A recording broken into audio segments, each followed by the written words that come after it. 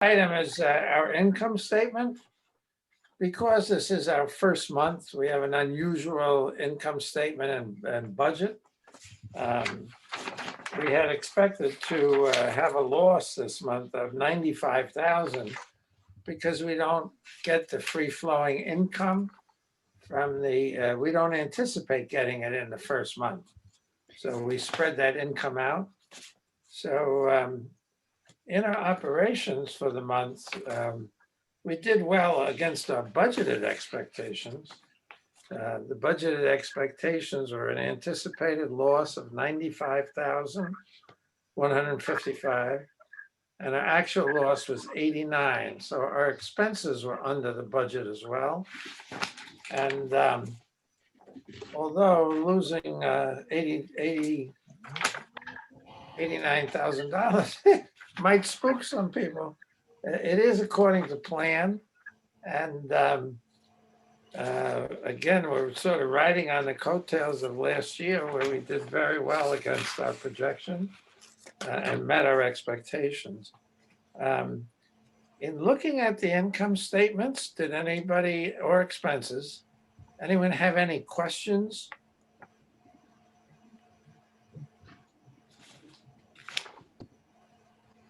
Okay, then we'll Actually, move on. can I ask Bob, just to clarify, we expect the next like big influx of cash to come in March when we get the next tax installment payment, is that correct? Where we won't have this scary number at the bottom? I'm sorry, I didn't find out who was talking, but I didn't follow. Brianna, what, could you restate that, please? Yes, of course. I was just asking if you could remind me when we expect the next influx of cash from the tax revenue? Yes. Is that March? I don't have the annual spread in front of me. Paul's probably more familiar with it. The main money will come in March or April and about $500,000, but we do expect more next month, as I recall.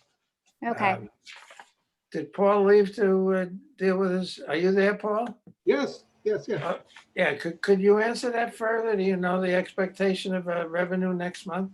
Yeah, we always get two big payments of the year as a result of tax collection, which is collected twice. So normally that payment would be mid-March. They have moved the due dates ahead, so it could be towards the end of March this year, but we do have enough to carry us over. Yeah, okay. Thanks for clarifying. I just was curious when that number would stop being so scary, but that's perfect. Thank you. We're always required to pretty much carry 2 to 3 months over from last year. The next item would be the bills for January. And this, we do need to agree on a recommendation that we'll make to the board to authorize these payments. You may want to look over that. The total payments of $54,847.67. I didn't determine any unusual expenses. But I wonder if anybody else did. I had a question. I see that AITS did an elevator inspection. Does that mean we've switched from Otis? No, that's a special inspection. I believe that's once a year, isn't it, Joey? Yes, that's once a year. It's a special third-party inspection of the elevator for safety issues and for insurance issues. No, we still have a maintenance contract with Otis. Okay. Thank And you. Otis's bill is basically a maintenance bill. When you refer to that expense, what's the amount or what page is it on? It's on the first page at the very top.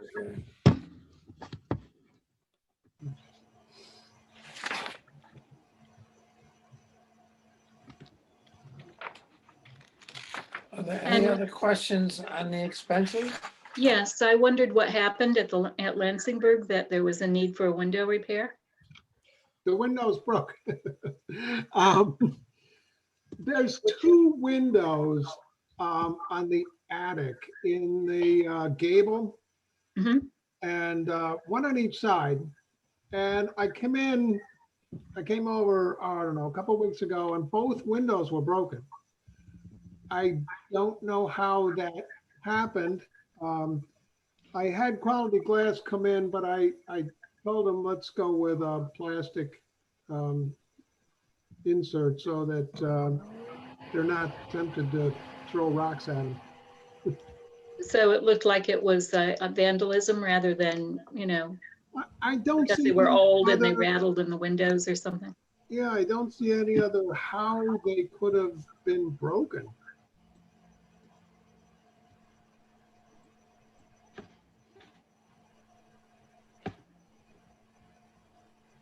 Any other questions on the expenses? Now, is there any objection to us making a motion to the board of the payment of our expenses of $54,847? Nope. No objection. Okay, then that's what I'll do.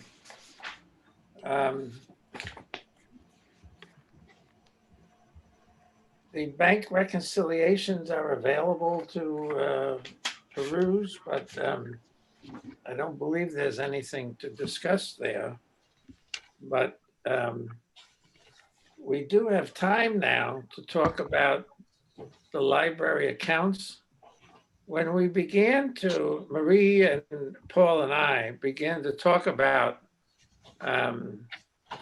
our accounts, we started with the 2020 account arrangements. And at that time, there were 5 accounts.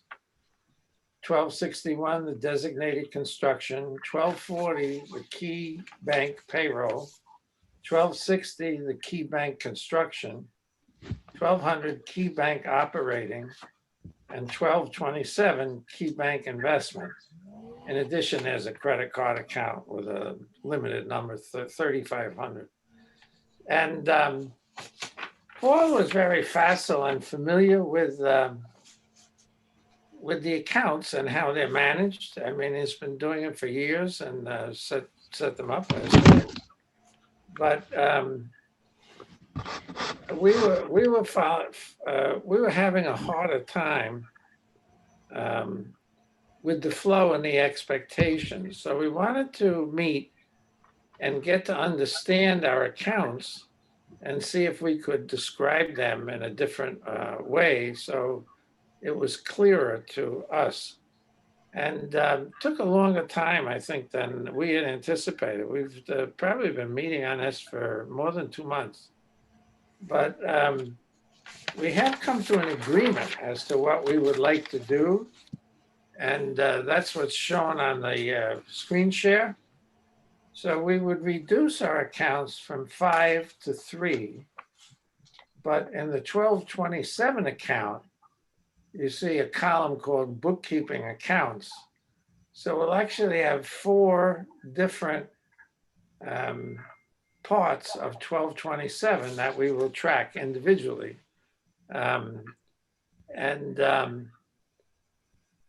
Then the question was, we should probably talk to our auditor before making any recommendations. And so we did.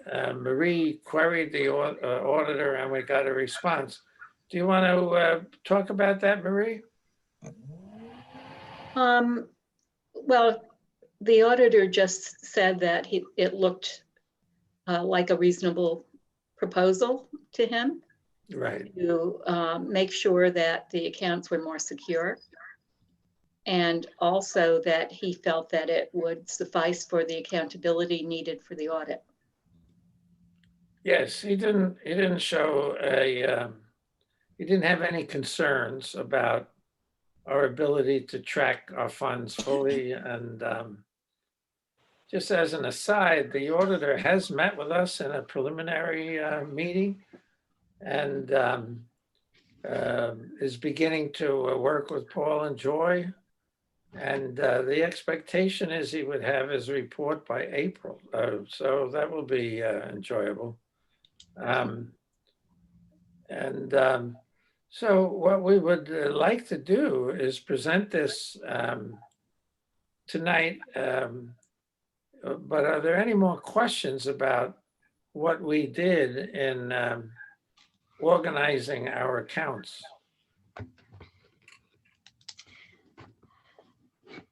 We're really trying to move to agreed upon good order, I think, and be reasonably able to anticipate any of the changes. Well, I don't know. Does anyone else have any questions? Because I know I have some, but I don't want to jump in before everybody else. Yes, you had suggested having a separate meeting on this, but the last meeting seemed to go to consensus fairly easily or ended in consensus. So that's why I didn't present it in a special meeting, but ask whatever questions you have or concerns, Evelyn, and we'll see if they can be fully answered. Okay.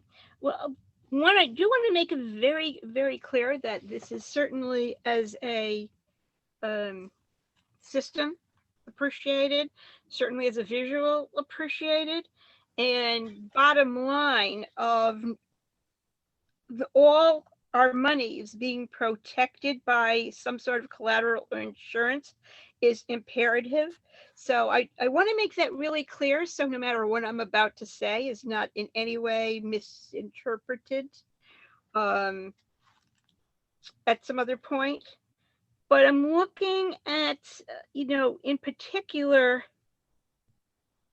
the description of operating reserve. Yes. And, had questions and certainly comments about that. Like payback, the fact that you wanted repayment within, where's that money coming from to repay this account? Why do you have this particular definition of when this account would be used?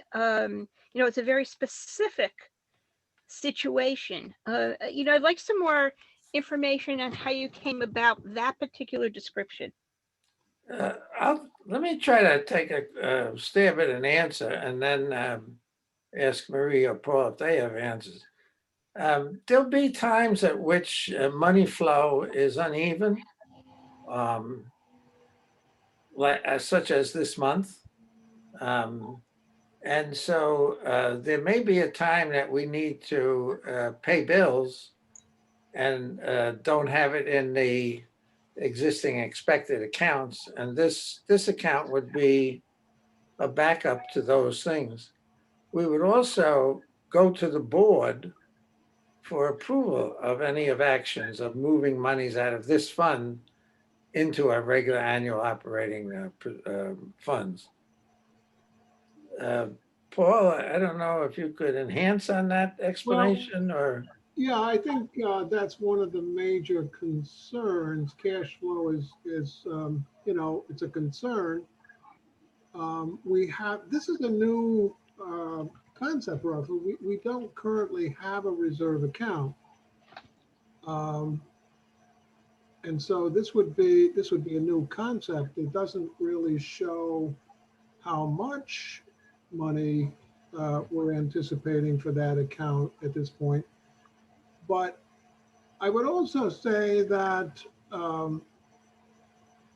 the description, as far as I'm concerned, should really be limited to the idea that, number one, it's a reserve account, and number two, it needs board approval, to be used. Rather than specifying more exactly as this description does, some of the one major problem that this reserve account could address, which is cash flow, and it's our concern with being able to meet payroll. I mean, it's still a concern. It's always a concern, or always will be, I suppose. But, I don't think we should limit the description of that count to that particularly, to that particular problem.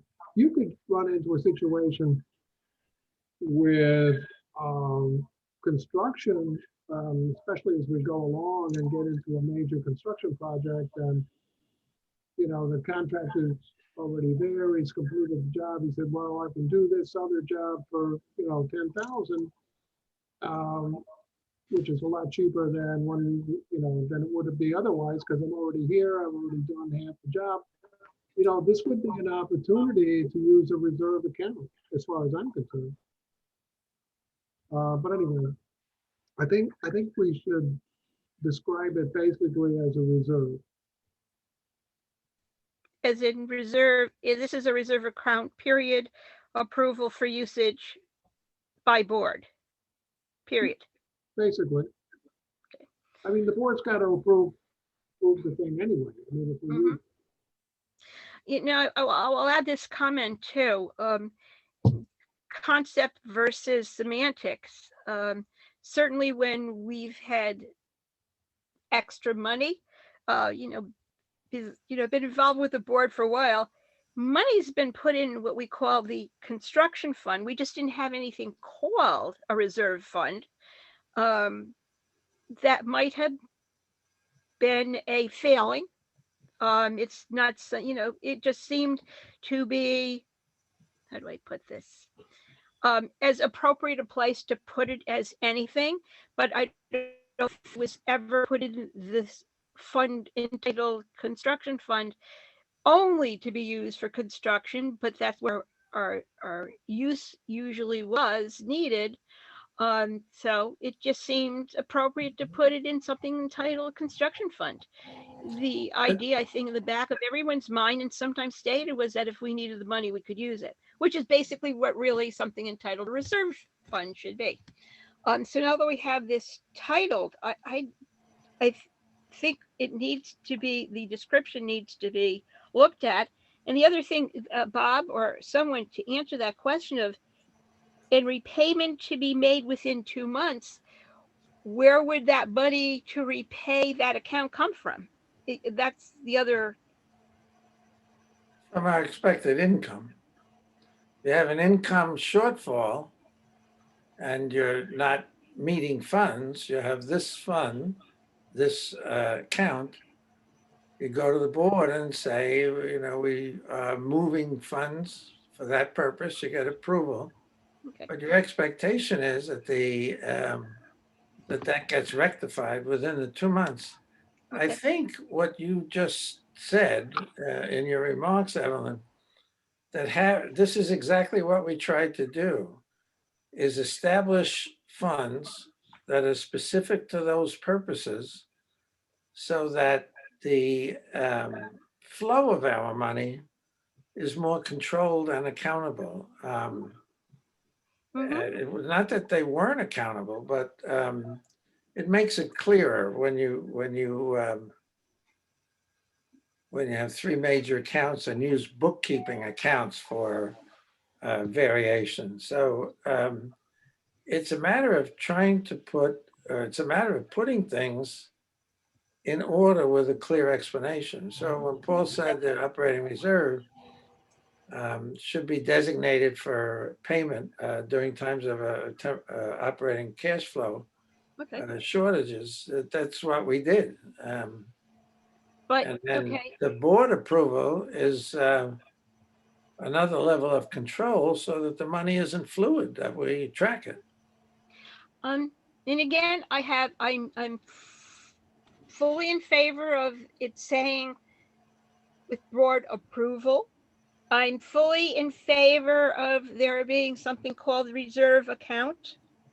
I'm not in favor with the way it's being defined. I find it, to be honestly, limiting.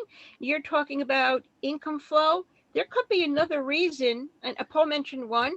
There could be other reasons that we might need some money that would come out of that account that, wouldn't be repaid by income, because it wouldn't be something that might ordinarily fall into something that we look at as income and payments. I think what you're doing is tying the hands of this board, future boards. So that whole definition, I think, needs to be looked at, reworked, simplified, and especially with that repayment piece, because you could look at all those accounts and say they, maybe not do any of the others need to be repaid.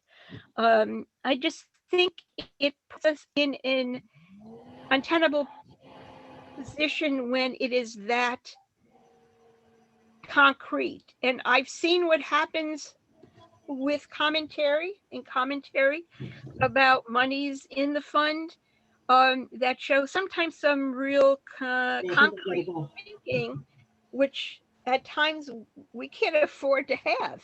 The pandemic certainly put us in a position no one had ever thought would ever happen. There might be other positions or situations we'll be in that we just haven't thought about at this point yet. And we may not want this to be as limiting. So again, just to reiterate and make Well, it really. let me try to respond to what you said, because your initial description of what we would want to have is clarity, and we worked very hard to present that clarity.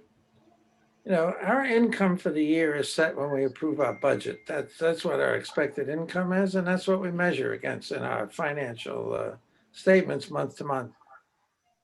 What we had in the 2020 arrangement, it wasn't so easy for me to define and be accountable for that money is where it should be.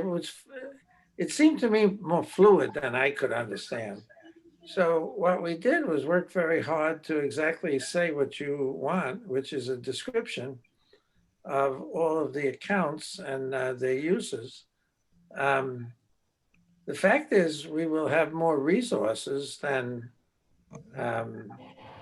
we have, constructions accounts, operating reserves, et cetera, that we want to be able to present beyond our annual requirements. And so what accounts do you put that in? What is the purpose of them? And how can we track them? So I think we've accomplished that. I don't know, when you make general statements of what you'd like to see, but I'm not sure what suggestions you're making. Okay, I'm just suggesting that the description of operating reserve be simplified. I think I just heard Paul say something fairly simple and to the point, that it is a reserve account, usage to be approved by the board, and leave it at that. I think the other pieces. Evan, let me interrupt you, because that's exactly what it says there. It says establish, provide payment of bills during temporary operating cash flow. Usage requires board approval. It says the two things that you just said. Well, the first thing, the first sentence, establish, provide funding for payment of bills during time of temporary operating cash flow. I think that's, again, very limiting. I think that it can be interpreted incorrectly. I think that's what I'd like simplified, just to say this is a reserve fund. And I would like to eliminate repayment within 2 months. You would like to eliminate what, Evelyn? Repayment within 2 months. Why? Because sometimes it's not going to be something to cover income, a payment that is due to that we normally would be paying with income. There could be some other need for that money where we wouldn't be saying, oh, but we'll get this money back in 2 months. Well, in my mind, if at the end of 2 months we haven't remedied the situation, Yeah, we would come back to the board and draw their attention to that. What is the impact of that? Is the annual budget at risk? And what do we anticipate? And present it for a full discussion, because it would indicate that it needs our attention. If we set it up that we could just move things in an open-ended time frame, we're losing the accountability that we are trying to establish here. It's convenient, I but think it this isn't is, convenient we're for trying- understanding or knowledge. I think we're also trying to set this up so that it meets a specific purpose. And perhaps what Paul's saying and Evelyn's saying is trying to expand the purpose. Right now, we don't have a reserve, and it hasn't only been this year that we've been concerned about having shortfalls.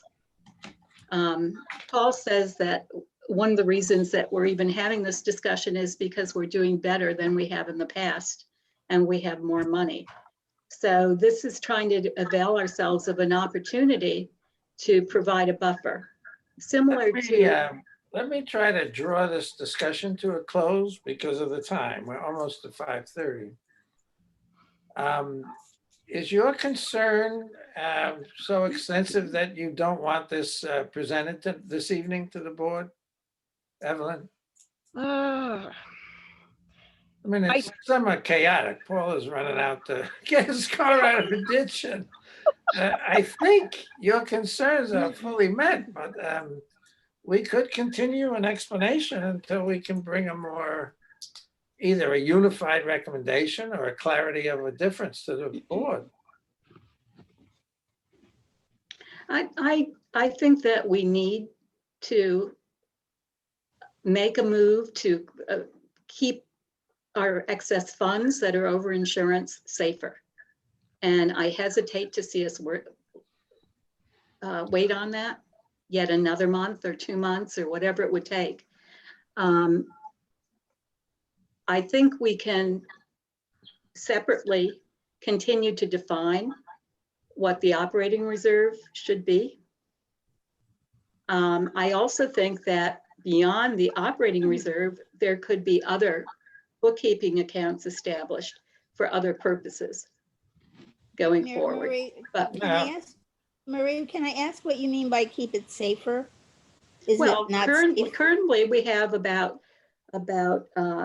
how much? We have about 150, 200,000 in payroll and in operating, according to our reconciliation. And how is that not safe? I don't understand what you mean. I'm not, safe. if you let me finish, you may understand. Yes, okay. So that's about 200,000.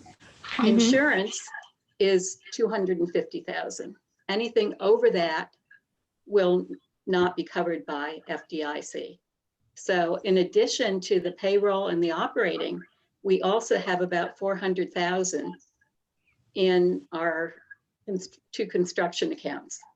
So we have about 350,000 that is not covered by insurance. So part of this proposal is trying to work out a scheme where that can be moved instead into the investment account, where anything not covered by FDIC insurance would be covered by funds that the bank has to guarantee the safety of that money. It will be in accounts that are approved by the state controller's office. So right now, the situation we have is that 350,000 isn't secure. We would be subject to criticism by the public, by the state controller's office. And We've Couldn't you break exceeded the time for the finance meeting. And we need to we're both answer these talking. questions. I don't know. Can I? Yeah, we can take a few more minutes to finish explaining, because this is actually the more important aspect of this. So each of those accounts could not be a separate account that would be covered by $250,000 of FDIC insurance? That's correct. It's 250,000 over all the accounts we currently have. except for could the you not investment account. could you not break them up and insure each account? No, it's- Why is that? because that's the law. If the insurance covers the depositor, it's not per each account. It's over all the accounts, except, Okay. all the regular accounts So- that a bank holder would have, up to 250,000. So if we had 10, it would still be the same. It would only be covered over 250,000. Now, the investment didn't account, Gotcha. is special account for Collateral. municipal Yeah. fund. And Right. that falls under different regulations. And if the bank should fail, we still are guaranteed to get that money? The Because money it's in the based on investment the account? collateral, the bank's collateral that they Yes. have in reserve. Maybe they have it in reserve. I mean, they're No, they do. required to have it. They're required. They may Yes. not have it in reserve. I mean, it Um, has happened. They have documentation that, That they as have to, reserve. right, they provide Yeah. documentation on that. Okay. All right, that was my only question about what you meant by protection. Right, yeah. But I and agree. I think that's a I really understand. important aspect of Yeah. this, that was And I getting understand what- neglected. Yeah, and I do understand what Evelyn was saying, that why limit yourself to just cash flow?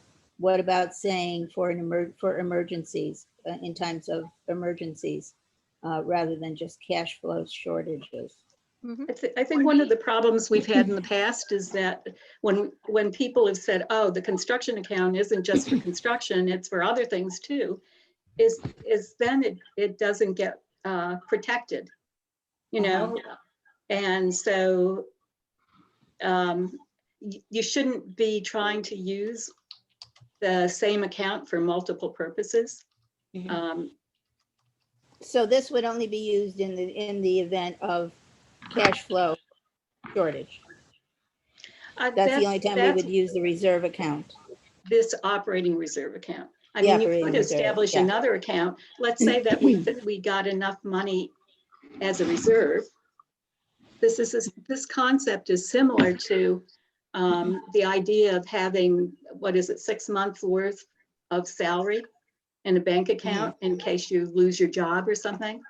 Yeah, But if you had that, then you put it into other kinds of accounts. You may save for a new car, or you may save for a new house, but you preserve your 6 months worth of salary and don't spend it on the other things, just as a Gotcha. safeguard.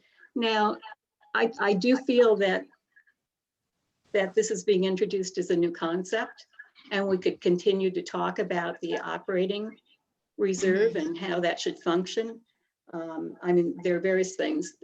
In all honesty, some of the other organizations I work with have like pages describing how that will function. And then they have another account that they've set aside for something else. I would certainly feel a lot more comfortable if we built an operating reserve specifically to cover the cash flow problems we may have. And then when that is at a balance that we're comfortable with, move on and establish others. Let me just point out too, when we have challenged fiscally, as we were when COVID reductions went down, we had no idea what our future was last year. We brought it to the board and had a series of special finance meetings in order to come up with a plan of reduction if needed. So by leaving this described the way it is, what it assumes, if we have a major fiscal challenge, we just won't go to this account to rectify it. We'll meet it forthwith and openly with the board. So that's why that is described in that way. I wouldn't want it to assume other things that it doesn't say, because I think there's more of an obligation to say, here's a red flag that we're concerned about and share that concern. I also think that people are kind of looking at this as though it's immutable. It's not immutable. If this is something we're embarking upon. We haven't used this approach before. And the board can change things in the future if it's found not to be meeting the needs or if we identify other needs. So we don't have to actually even put any money into what here is being called the operating reserve at this point. But I would recommend moving our 2 construction accounts into the investment account, or I guess we're now calling it the collateralized investment account, for the safety of our funds and to avoid criticism for not properly protecting them going forward. Mhm. Okay. And we can have further discussion on the operating reserve. I actually believe in proposing something rather than that people can tear apart, rather than leaving it wide open. And I'm more concerned that it becomes, again, that concrete thinking that, no, this is the way it needs to be, than going backwards. I've seen that happen. So I'm more concerned that is what's going to happen. Certainly, again, I'll reiterate, I'll say this again. I think putting the money where it's going to be covered by insurance or collateral is imperative. And you're right. I'm not against doing this sooner than later. It's that description. I think if we are still in that process of talking, which is part of why I wanted to have some, more time to talk about this. This is exactly what I was afraid would happen. I would rather see it more simplified to begin with and then evolve into something more specific. And again, I've already told you what I would take out and what I would put in. So as if this is the piece that we need to vote on, not just the philosophical or financial piece of saying we are moving our money into an investment account, but this is how it's going to be, that's what I have the problem with. It depends on what actually we are intending on voting for. That will determine, my thoughts on how we're going to vote. And just 2 little things. For the key bank payroll, which says transfer from operating account, you may want to explain which operating account. I'm guessing it's the short-term operating. You may want to add that sentence in there. And I always find the word cash appropriated by the board, the word appropriated is somewhat amusing because it has certain, connotations in certain circles. But that's not my main concern. My main concern is that one definition I think has some real issues. So it sounds like we can approve moving toward establishing bookkeeping accounts for the others and talking about an operating reserve for the future. Right now, we haven't established any money to go into that account. That would be another Right. question. But I have no problem even saying let's have an operating account. I do have a, I want to be really clear. I don't want anyone ever questioning this later. I do have the problem with the description. I think it needs to be simplified for the beginning, and then you can always embellish it later. And you say we're going to have an operating, reserve. Saying that now is not problematic to me at all. Okay, so we agree on the concept of having an operating reserve. The concept. And it's the definition that we have concern about. Correct. So it sounds like we can agree on the scheme and then go on to further define the operating reserve account. Is that correct?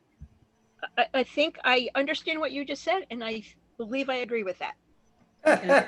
Again, my opinion, my opinion, my thoughts on it. Anybody else want to weigh in? Because I know we are late getting to the board meeting.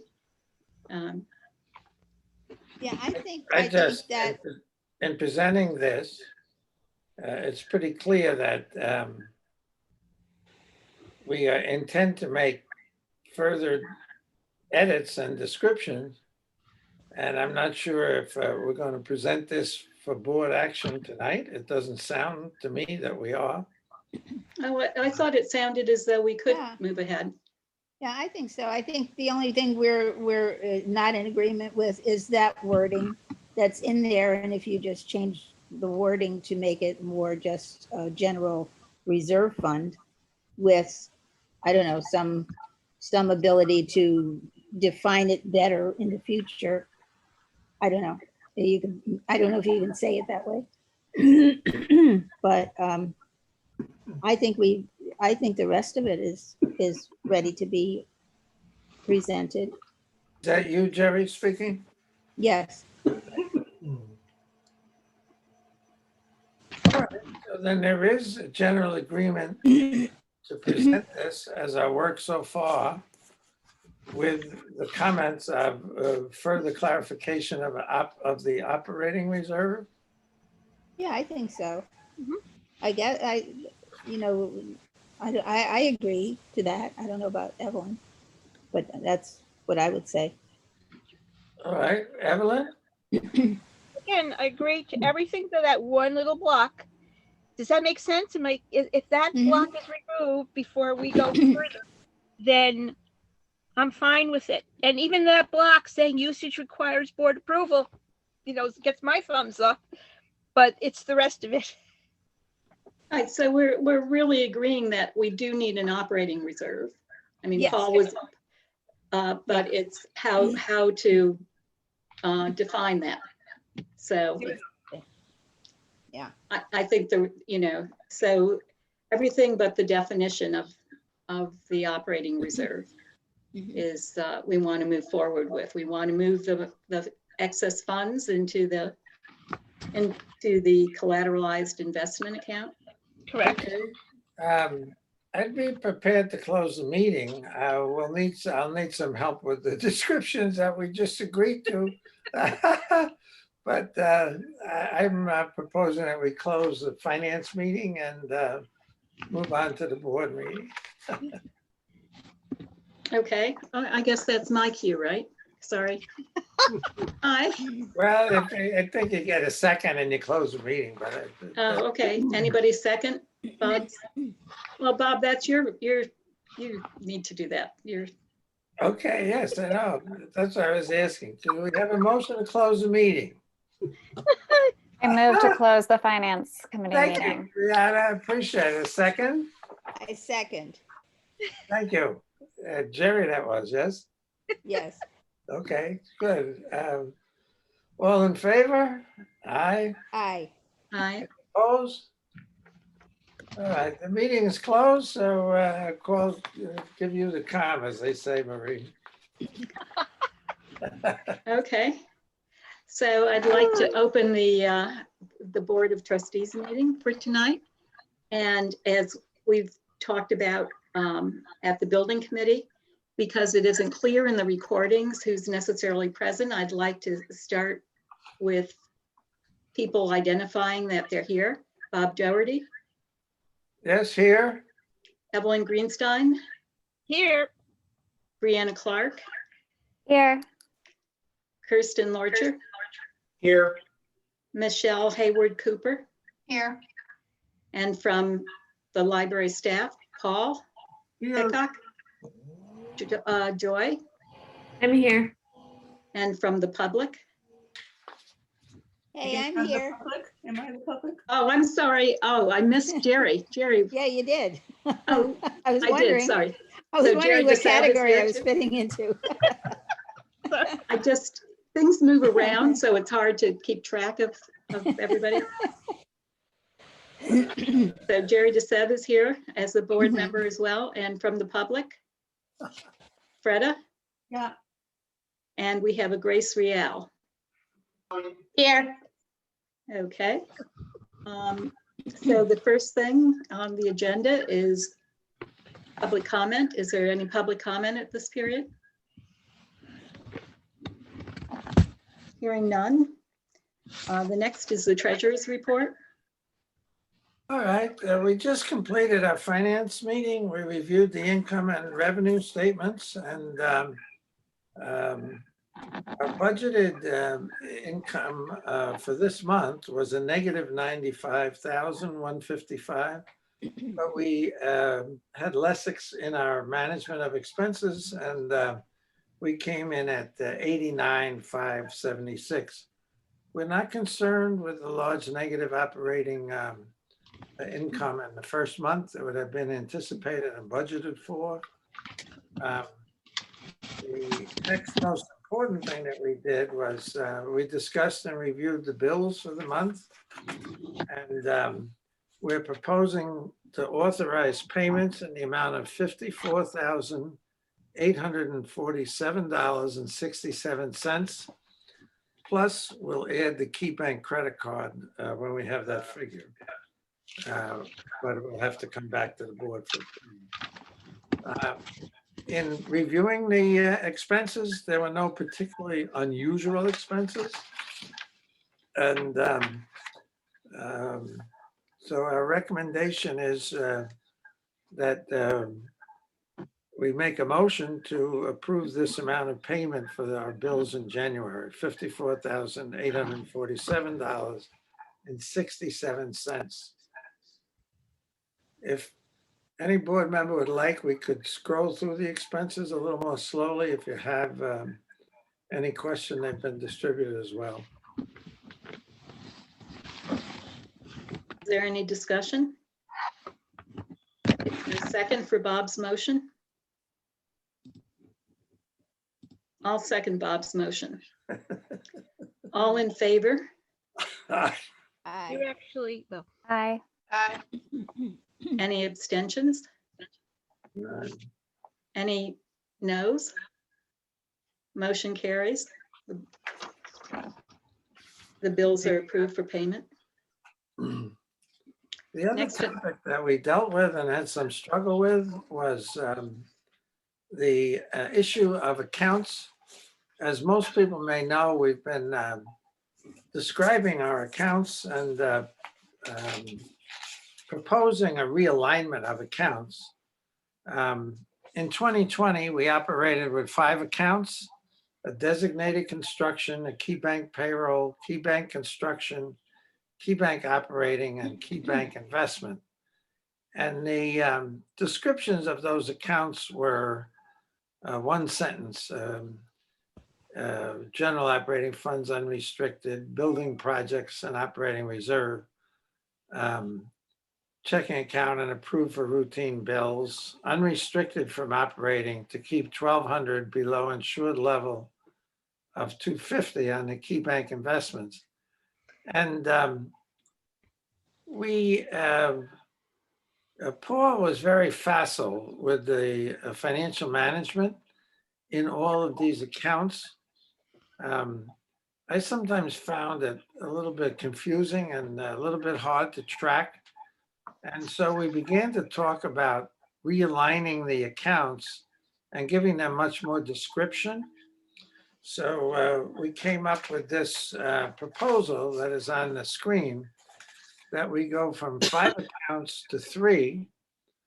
And then you'll see that second column, we intend to track our funds in those 4 areas as bookkeeping account funds, but all in the same account, long-term operating, etc. We then further described the source and the description. I'll give you a moment to review this, if you would, and then talk about our discussion.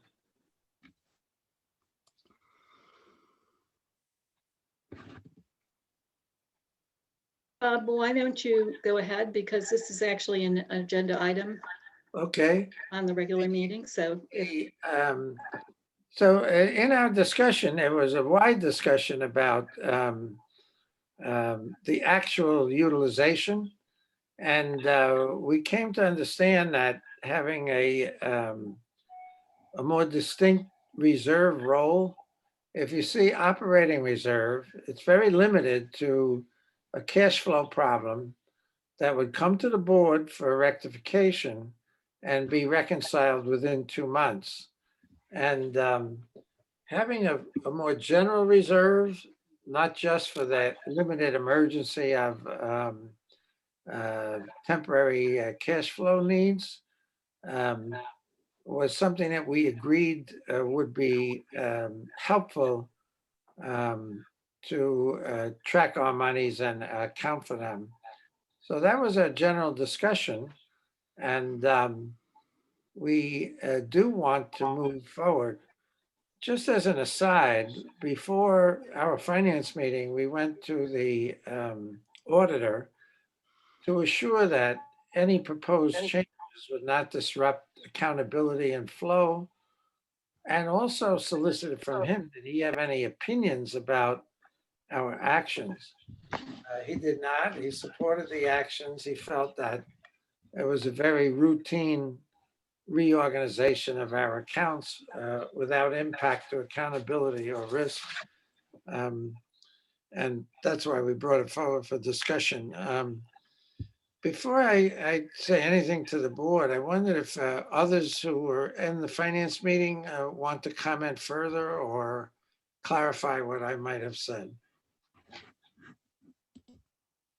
Yeah, I just wanted to say to the board that we don't currently have a reserve account, so that's kind of a big question at this point. The other accounts we already have. So just to emphasize that, and also I was sort of in favor of a more general description of the reserve account. Basically, it's a reserve account. It does require board approval, and I don't see any problem there, but I think trying to define it too closely right now might not be a good idea.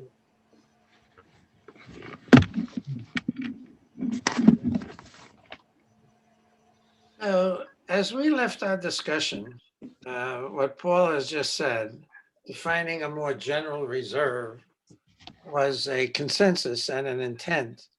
The question is, do we want to revise this proposal and come back next month? Or do we want to try to approve this proposal as it is? I'm not quite sure what the consensus was. I thought the conclusion was that people wanted to move ahead with this and not delay, not keep our accounts that have $350,000 over the federal insurance at jeopardy. But that we wanted to, and we liked the concept of an operating reserve, but we wanted to work on the description that was there. Okay. So that was what I heard for the conclusion. Paul, are you okay with going ahead and developing a broader description in the next months? Yeah, I just want to say too, in order to reassure Joy, we can't actually make these moves until we know for certain it's going to report back properly, and so that we can track all those 4 accounts. We're hopeful that it'll be automatic through Peachtree, but if not, we still have to make sure we can track all of the money and where it belongs, you know, in these separate, I mean, in my mind, they're separate accounts, even though we lump them together into the investment account. So are you raising a objection because of implementation? You think No, we not at won't all. be able to do it? I No, don't understand I'm what you just just said. saying, we're not gonna go back tomorrow. If it's passed, we don't want to go back tomorrow morning and guarantee that it's going to be done. We have to just make sure that it's going to work properly. Yes, I think, of course, implementation will be, I'm not saying we can't implement, Bob. I'm Right. just saying that we have to make sure we do it properly right, exactly, and take our time. right. But for the board action right now, you're supporting that we approve this. Right, yes. Thank you. But but with Marie, I know this is an agenda item and we haven't gone that far, but I'm going to jump in now so we know where we're headed to. We are approving this, but not with the description for the operating reserve as written, correct? Correct. Okay, so that's kind of at least invisibly erased. We'll have to put something in there, I know, as a placeholder, even for tonight, if we're going to vote on this. Something simple, and then we can always evolve. Are we agreed on that? We can Am agree I on it, as understanding long this? as it's simple and clear. Okay. If it's simple and not defined, it wouldn't meet our needs. We want, the whole purpose of this was to clarify our fund usage so that all of our expectations of how we're managing our money are common.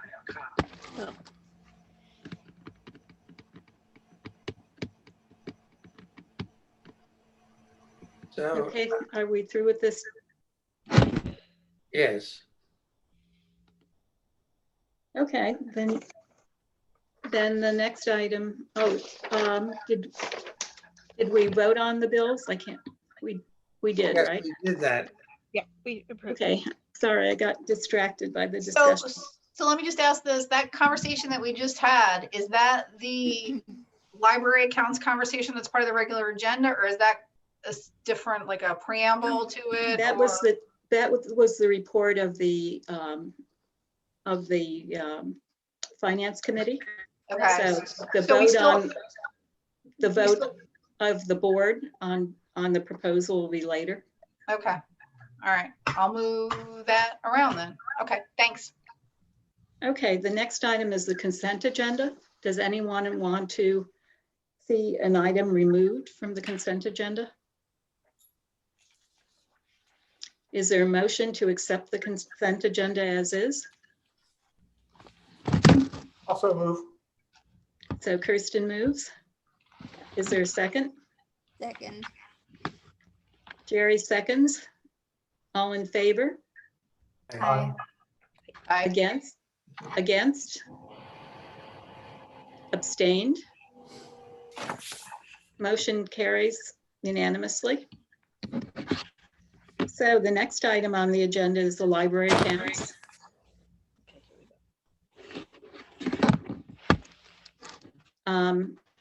I'll make a motion that the scheme for the library accounts as proposed, excluding the description of the operating reserve, be approved. Friendly interjection. Mhm. Questions were solicited from members of the committee earlier. I did have a question about it, which I'd like to at least ask before we vote on it. I'm sorry, I didn't catch the end of what you said, Kirsten. I have a question about the documents being brought forward. Yes, go ahead, please. And I apologize. Joy, could you bring up the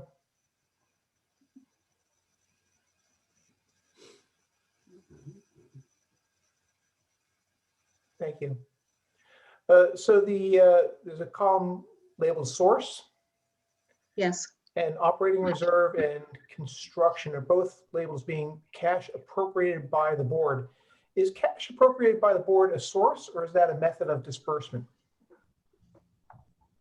or is that a what? A method of disbursement or a prerequisite before disbursement?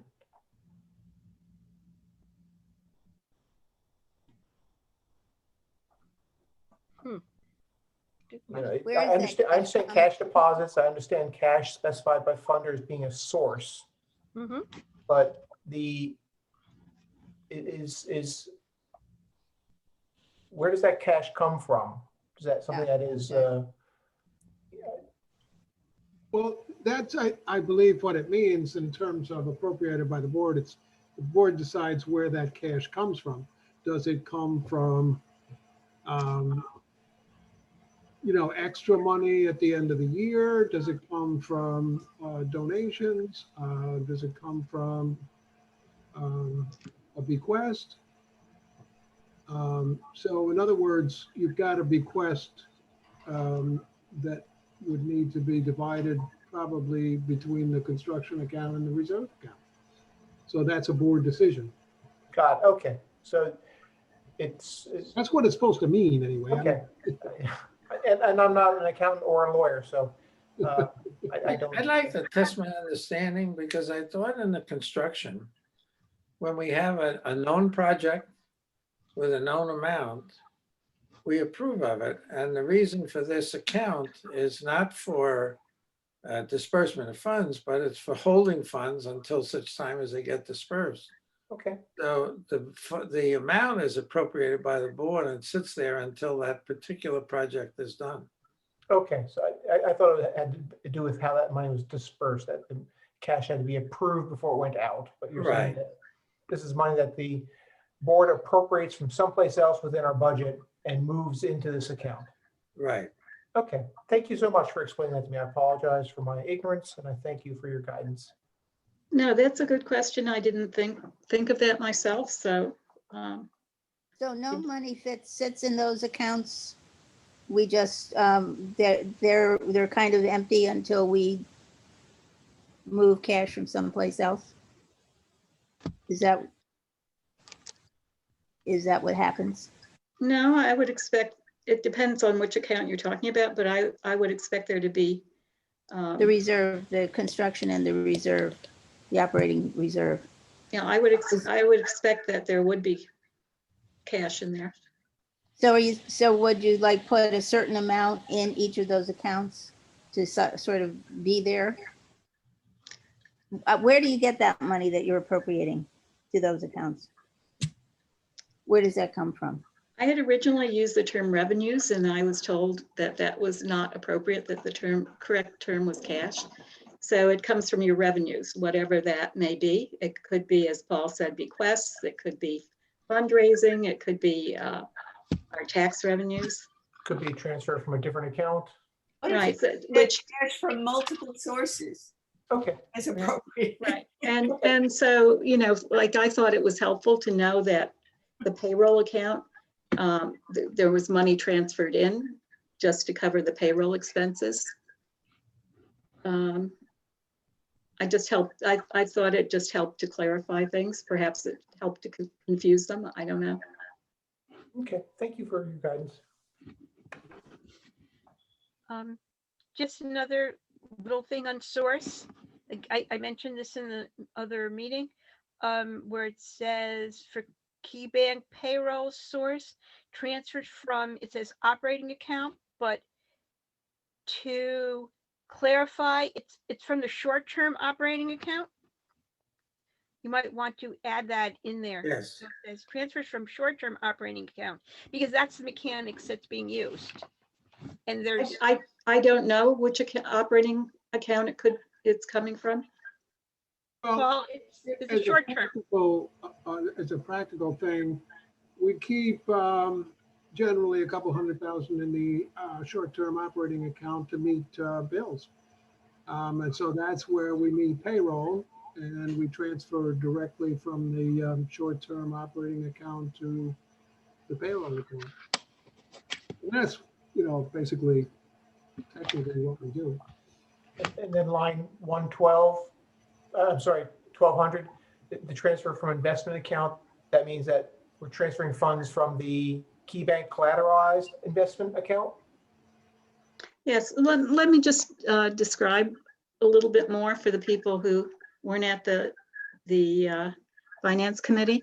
Part of what we're doing here is trying to limit the risk of our accounts, because currently we have over 250,000, which is the limit that accounts are insured for in a bank for the depositor, not per bank account.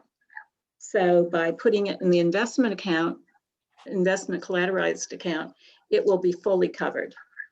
So that's one purpose, but at the same time, trying to maintain the accountability, so that the funds are separately tracked through the bookkeeping accounts. I think my question was more had to do with the labeling or description. I think Evelyn mentioned it too.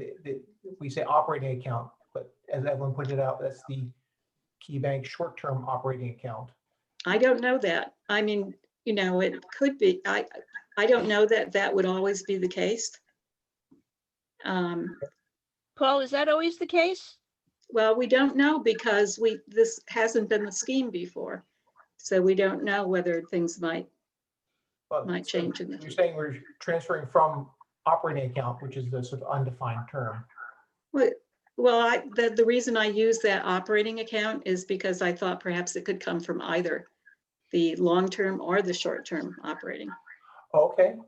Well, technically it could. I'm just saying over the history of, as long as I've been here, we've transferred it directly from the short-term operating account. But I mean, you're right, it doesn't have to be. Okay. So it could come either operating account. Okay, thank you for clarifying. And again, I'm no accountant or bookkeeper either. So there would never be anything more than $150,000 in either of those two first accounts. there could be temporarily. Mhm. Which, so the But not amount above that would not be insured. right. The amount But of 150. but it's Okay. not But it would like it be is now. smaller. Right, It's- right. You know, I mean, it may be just temporary. You just happen to have that much in to meet your payroll. Right, right. But it would be, you know, the exposure would be much more limited. Right now, we are, you know, with all the specific bank accounts we have, we are much more exposed because Right. it's not just short term. Mhm. Any other questions?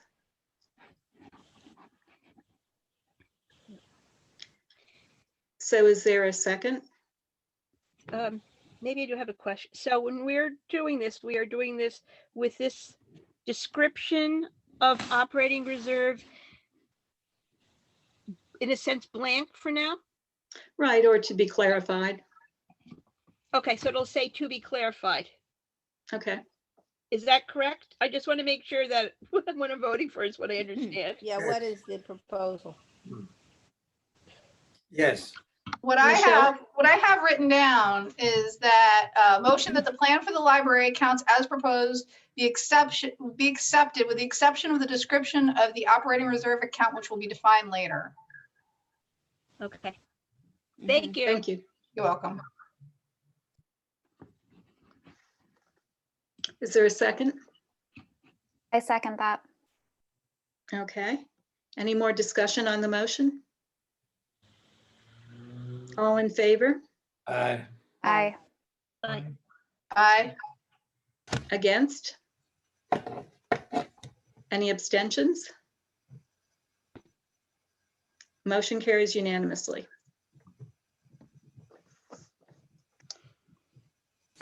Okay, the next item on the agenda is the reopening plan. And specifically, I asked that this be put on since we have been following more restricted hours and requirements. And the rate of infection has greatly decreased. And I see in Paul's director's report that he is proposing reducing the restrictions. And is this consistent with our reopening plan? Do we have a proposal for rolling back restrictions in our reopening plan?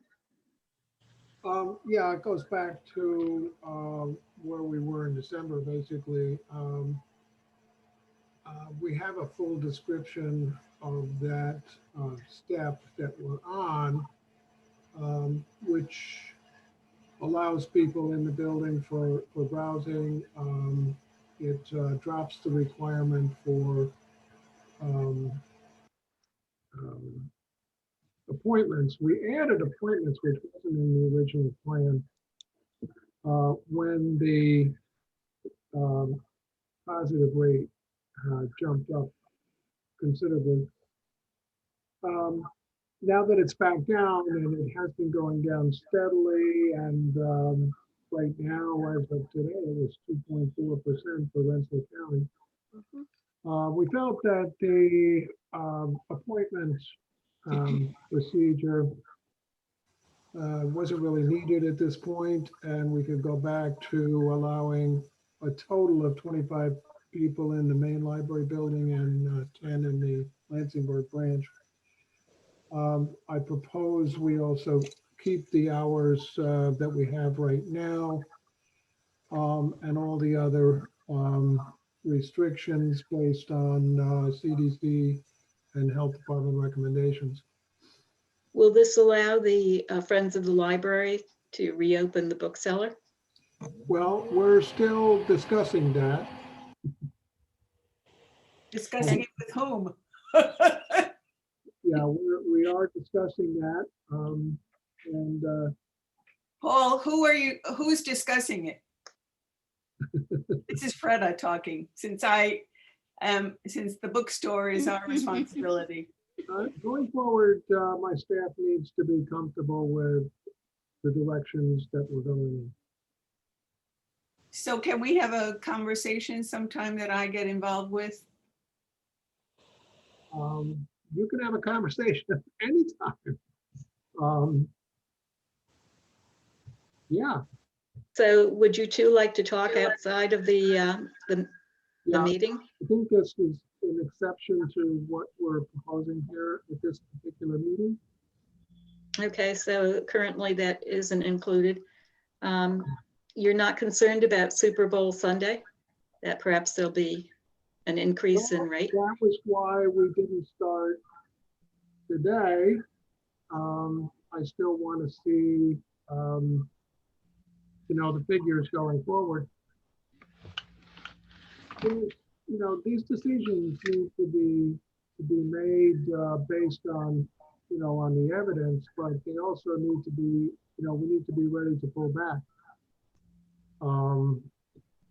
So, we keep our eyes peeled and our ears to the ground, and follow, what's happening. So to clarify, this plan would only go forward if we stay under we're still under 3% on February 16th. And if that changes between now and February 16th and we're above 3% on that date, then we wouldn't reopen. Yeah, I mean, if it suddenly shot up, the next couple of days, I would have second thoughts. And then should we surpass 3% later on after we've reopened, or that we prepare to then pull back again? Oh, no, not 3%. I mean, large scale, it was riding above 10%. But Right, but the wasn't plan the said 3%. restrictions based on 5%? Thought it was based on 3.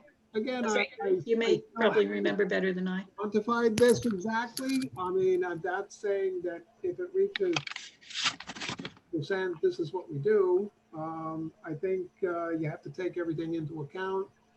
How things are going, for example, if we don't have a lot of people in anyway, does it make sense to put a lot of restrictions in place? Yeah. So again, if it goes up considerably and quickly, I think it should be rethought, but I don't anticipate that. And Brianna's correct, it was 3%. That's when we did the step back. Thank you, Emmeline. And now Paul and I are looking at the same reporter for the numbers, because we were looking at different reportage for the incidence numbers, but I think we've gone to the same page, and it makes it a little bit easier to keep up to date on it. Well, yes, and I will say that what we follow is the New York State website and their figures. And I have no idea what other people have out there. Yeah, I shared some with. We are a government agency. We do follow the New York State website. And Bob has a question. Yes, I just want to point out, for people that are hearing impaired, I'm hearing impaired. When screen share stays up, the person who's speaking doesn't get featured on Zoom. And Oh. for we who have a problem with hearing, trying to figure out who's talking and then keep track, this is much easier. And it helps me a lot if I see who's talking. Thank you. Bob, it may depend on the view you have, because I was seeing everybody and seeing the speaker highlighted in yellow, even with the screen share.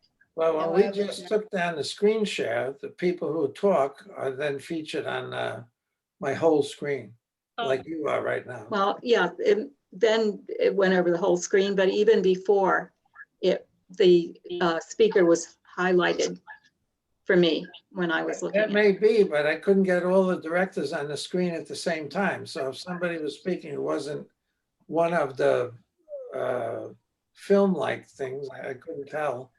And even And that may be related to the particular setting you have for the viewing.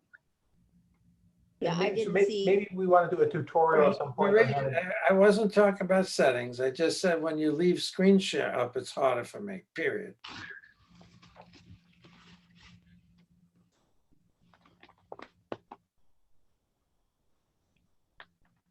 So was there further discussion on, I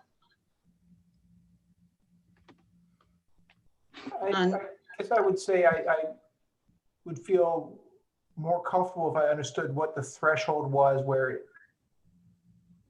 if things went back above a certain threshold, that we're then going to say, we need to regroup and rethink this. Not, I've heard expressions of significant or a lot or quickly.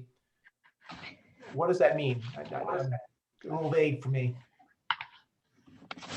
now is the policy, Evelyn, is our policy 3%, that above 3%? That's what I'm using is that 3% average. It's a 3% average over 7 days.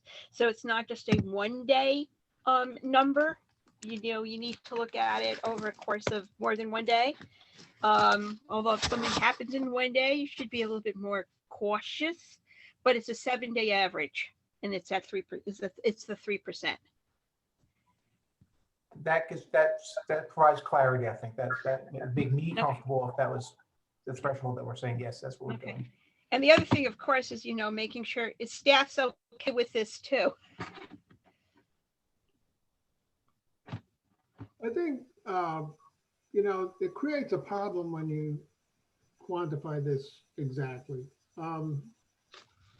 These numbers go up and down significantly.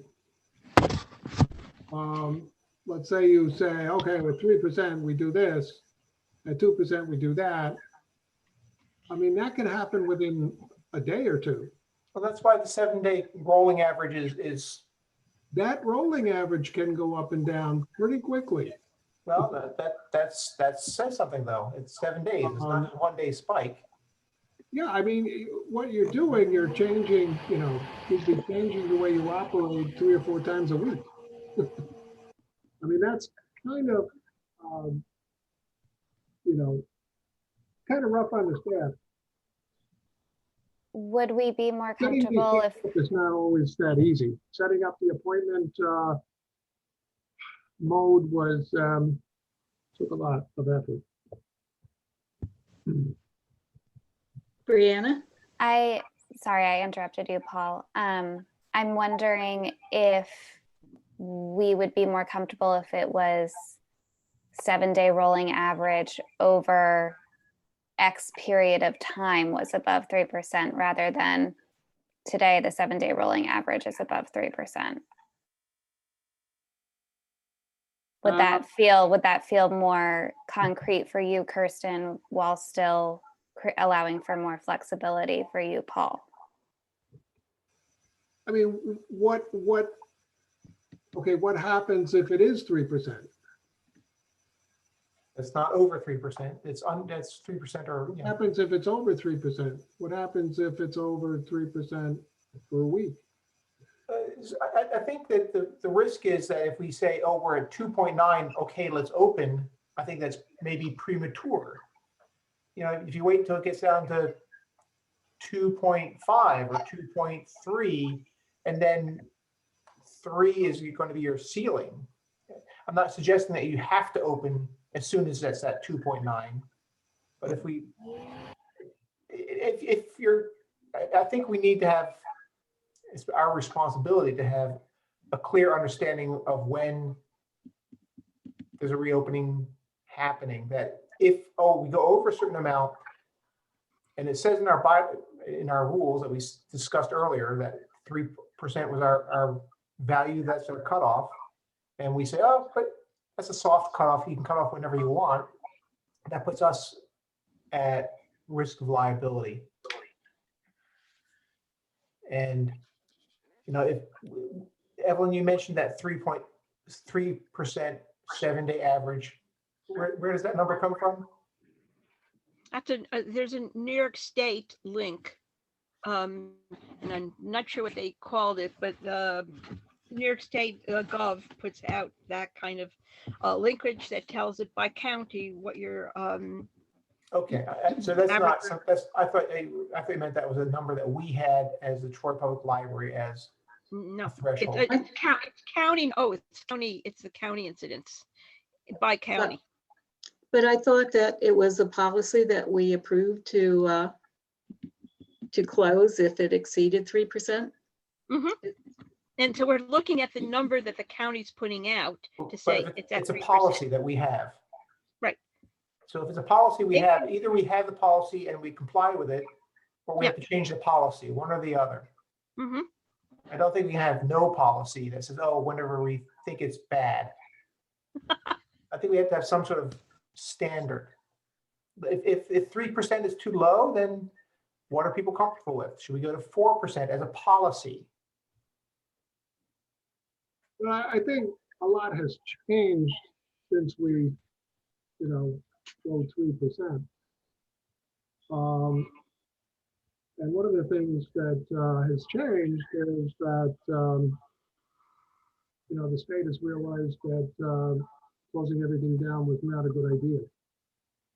Okay, I don't disagree with that. I think what we need here is a person rather than, a robot that says, oh, it's 3%, then I do this.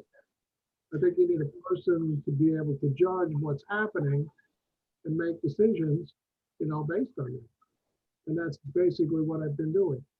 I made the decision back on March 16th, 2020 to close. So if we have a policy though, I think we're sticking with the policy. It was without policy, without anything, because it was an emergency. That's the close. That's being cautious. I think we have to operate with a couple of things. We have to operate safely and we have to keep our staff safe, but you also have to serve the public. Who pays the freight? And those kinds of judgments are judgments.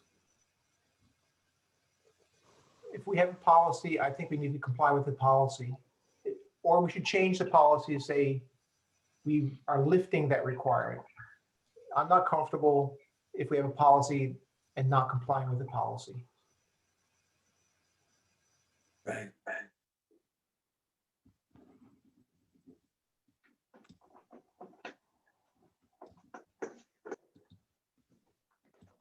If someone wants to make a motion to change the policy, I'm certainly willing to talk about it, but.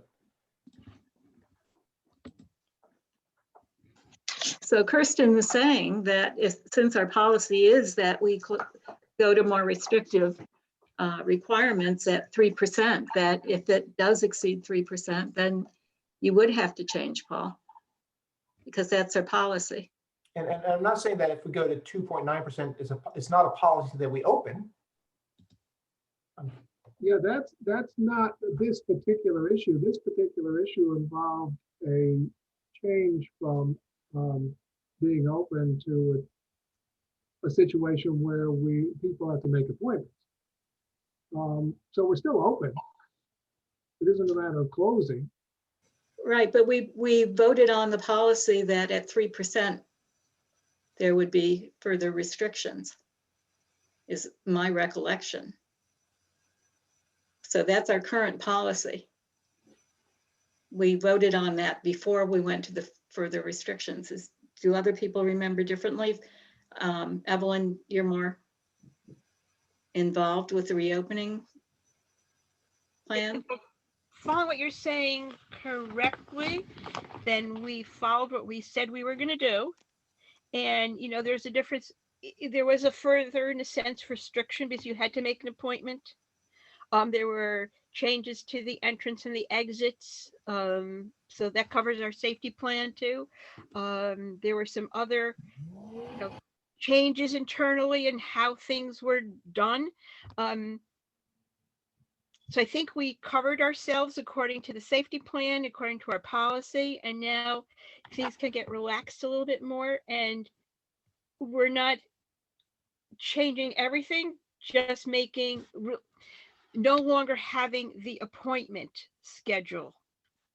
So we're saying, are we relaxing to our previous 3% policy? Or are we relaxing to be more lenient than our previous 3% policy? Our It just previous does away under with the- 3%. It just does away with appointments, and that's it. We just took that, we went a half step back because it wasn't, you know, we weren't in full pandemic mode. It was a half step. Now we're going back that half step, but we're still at stage, what was it? 1, 2, 3. I'm forgetting the nomenclatures and how we set up the safety plan. I'm sorry, but you know, we're back at that other step. We haven't gone fully open. We haven't gone to the last stage. We're still in that other stage that we were some weeks ago, about not quite a month ago. Before we went to the By additional. appointment. Yeah, by appointment. Everything else is kind of, that's the only thing that really changed. I don't think I'll bet, I haven't been in since, obviously, and it's not going to take place until the 16th, so I haven't seen, but I think we're still going to have the enter one way, exit another, which started occurring with the half step back. One of the things that changed was that the bookseller had to close when you went to appointments. Right. When it was limited hours, then the bookseller was open on Saturdays. And now the bookseller is completely closed. So that was another change that happened as a result of going to appointments. So if the 7-day rolling average exceeded 3%, Okay. since with our current policy, would then we have to go back to appointments? If it goes over, is that what you're saying? Yes. Appointment. And there is just one other thing too. Fred has mentioned one other change. The other change was a person was limited to 1 hour in the library. Before it was, the time wasn't as limited. Now it's limited. You had to come in at a certain time and leave within an hour. You had either half an hour or an hour to stay in the library. So that would probably go back that half step. Is that correct, Paul? Are we Yes, gonna? that was in conjunction with the appointment so that we could keep Right. track exactly of when people came in and when they left. So, you know, again, We actually kind of like to continue that, but it's not as easy without the actual appointments being made. We have been tracking that pretty much all along anyway, because we've reduced the computer use to 1 hour. And that's the number one reason why people stay on longer. right.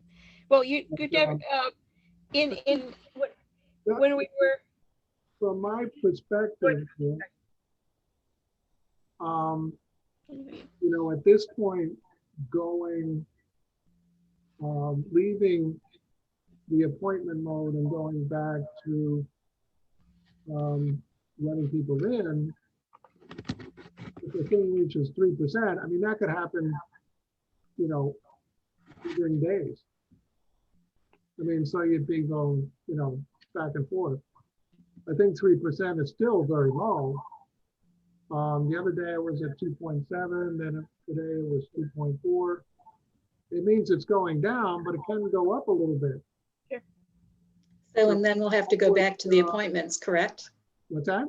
Mhm. And then, because our policy is that over 3%, we would I think, have to go back to the appointments, I think if correct? we need a number, I think we need a higher number. Well, then we can change that number. We can change the number. You know, I was thinking too, Paul, just so you know, from the view of a patron, you can come in, you can use, say, the computer for an hour, but then you could also spend some time browsing in the library.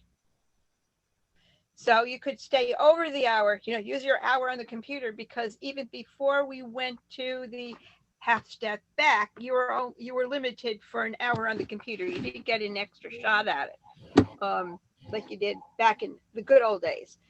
So, but then you could also be in the library and look around. Now you have an hour to do everything you want until possibly the 16th. Yeah, like I said, I'm in favor of keeping track of that as best we can, because again, it you know, it's a question of a total number of people in the building at any one time. So if we're getting a lot of people in, you know, you want to limit people's browsing, you know, to the 1 hour. Well, with When we went to appointments, our traffic dropped dramatically. I mean, those days there's nobody in the building. Literally. well, we went from what, 25 to 10 allowed in the building at any given time. Yeah, you know, I've been upstairs constantly when it's totally empty. There's nobody there. I know I've come in less often. It's harder with the appointment. I really think it's important for us, since the numbers are down, to, you know, loosen up a little bit and encourage people to come in and use the library. Yep. Especially Well- now, people are trying to get their vaccinations and need a computer to get onto the scheduling Yeah. list. That's another thing. It's another whole ballgame. That was something that came up at a TNAC meeting, that a lot of people are having problems getting going through the maze of the online scheduling, and a lot of people don't have computers. I did say the library is open even by appointment. Just check on when, and we have the computers. So I recognize that that the current circumstances are difficult for staff, but I'm sure it's difficult for patrons too, to keep track of what the requirements are to use the library. So that would also lean toward not going back and forth a lot. So Paul, are you saying that when we go back to further, or when we would go back to further restrictions should be changed from the 3% at which our policy currently stands? No, I definitely think that should be changed. Kirsten? Maybe even to the point where, you know, if it reaches what, 5% or 6%, we reconsider. Maybe we have an emergency meeting, we reconsider, and rather than flip-flopping, you know, really quickly based on a number. Kirsten, what about your point on this? I'm okay if we amend the policy to reflect a number that everyone's comfortable with. I just think we have to comply with the policies we have, and we can adjust the policies, but I think there needs to be a decision we make and agree to. So I'm open to discussion for a higher number, whether it's 4% or 5%. I'm open to that, sure, of course. I think there could be another way we could look at this, and that would be to say that right now, the intent of the reservation process is to limit the number of people in the building at the same time and to track the people who come to the building. And it sounds like that process may be so cumbersome that we're actually reducing, or discouraging people from coming into the building. And might it be more effective to have a different process that would limit the number of people and to track the persons who come in without necessarily requiring a reservation that's made in advance? Could people make a reservation right there at the door? You can. Well, they do. They do. You can. You can. As long as we're under 10 people, you can make a reservation as you're coming in. Yep. So then is it the fact that people don't understand that they can do that? That's why people aren't coming, or what is it? Why is it that people aren't coming? You're saying there's some days we don't even have 10. Is it because they think, oh, I have to make a reservation in advance? Do they not know that they could just come to the door and knock and say, hey, can I come in? Usually people think, I want to go to the library. I'm going to go do this, this, and this. I'm going to stop by the library. I would have to check, but I would say 90% of our appointments are done at the door. So if we were to change our policy, or if we were to change the policy or get rid of the appointments, you think people would come more? Why would they come more? What's keeping them from coming now?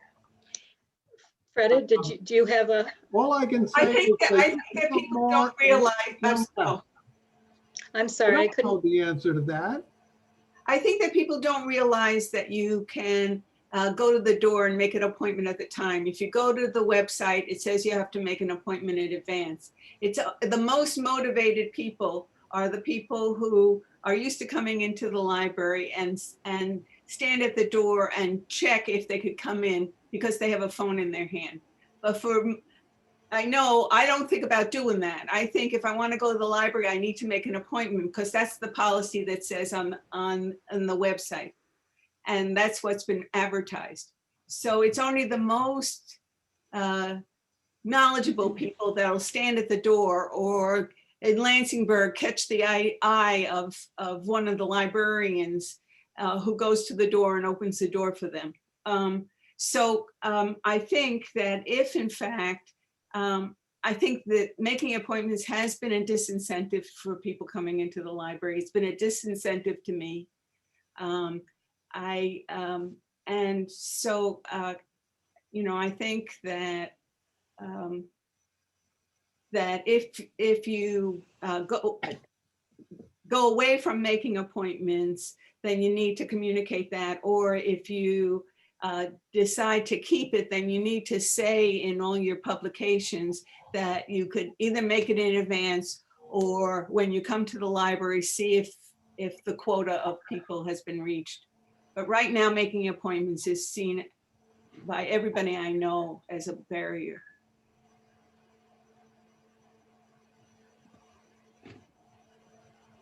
We could, rather than just having a solid cutoff like 3%, we could have a range at which it then becomes the discretion of the director as to the need to close.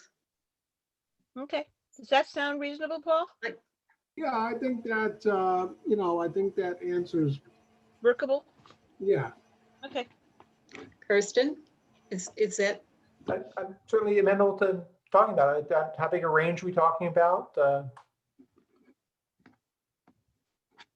And doing away with appointments?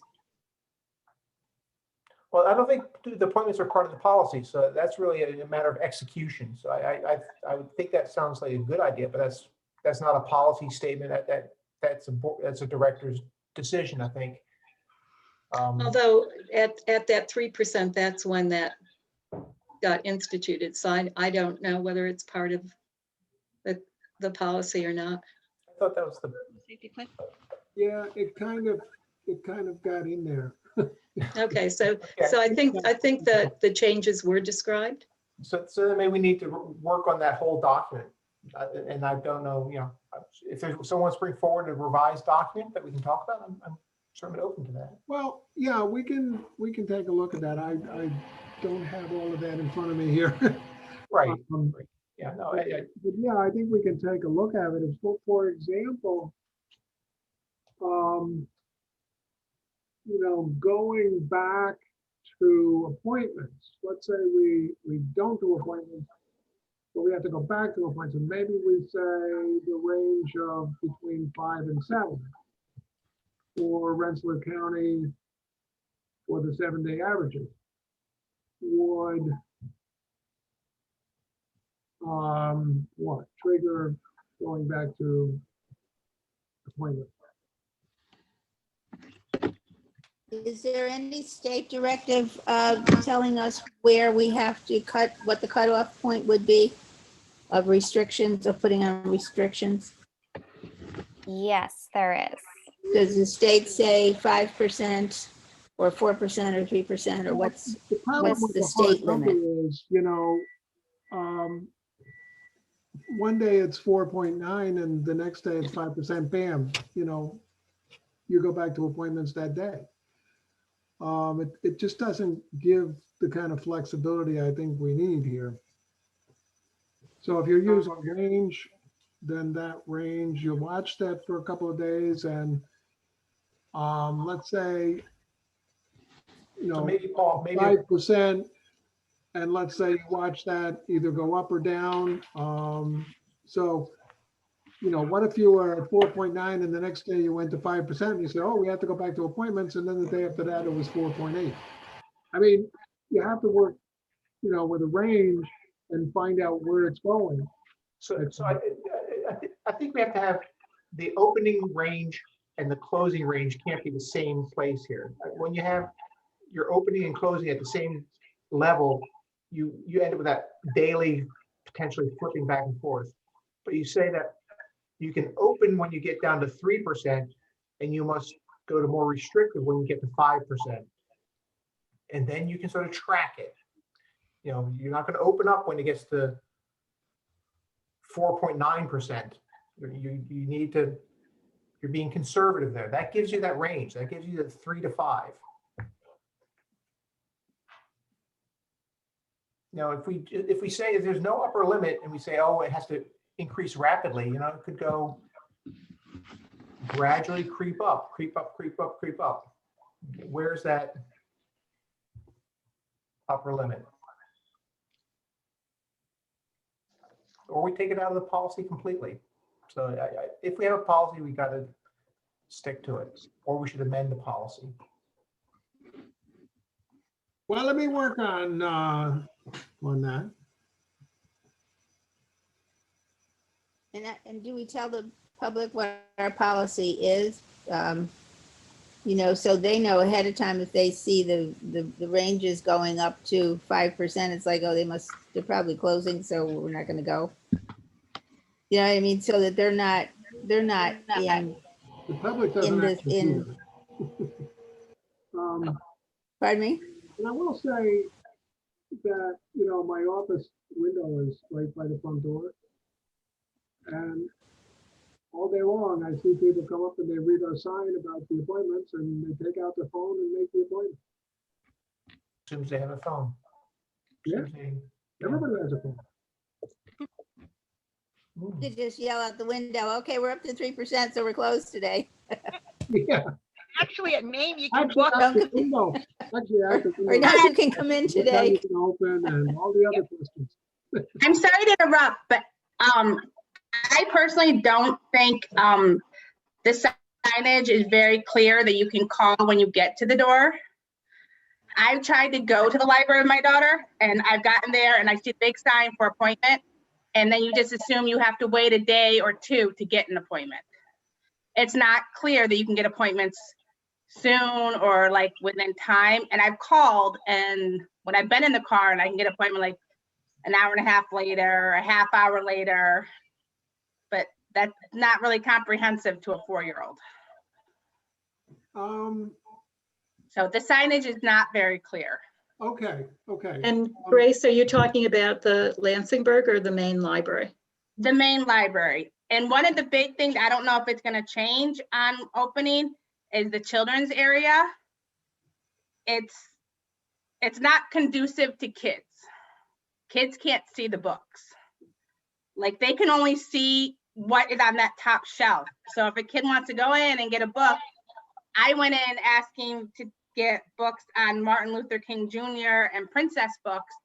And the librarian was very nice, but she brought me like one princess book. I was like, oh, okay, I guess I will take that one book instead of looking to see what other princess books are there.